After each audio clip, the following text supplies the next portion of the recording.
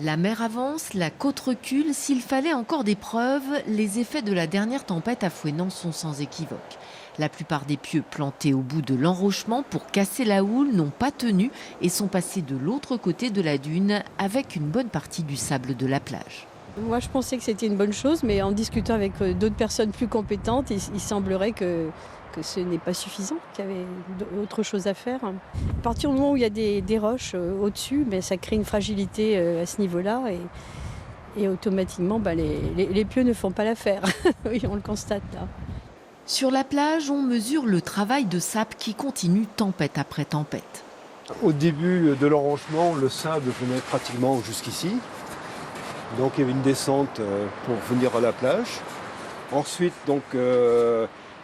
cet escalier en alu a été rajouté pour arriver jusqu'au sable. Et maintenant, on voit le sable qui manque.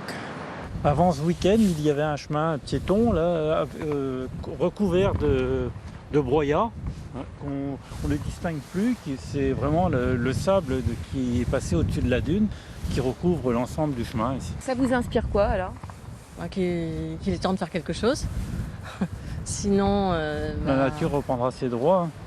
Des dégâts qui vont forcément alimenter le débat électoral à Fouesnant où l'utilité de ces pieux est contestée depuis des années par l'opposition municipale.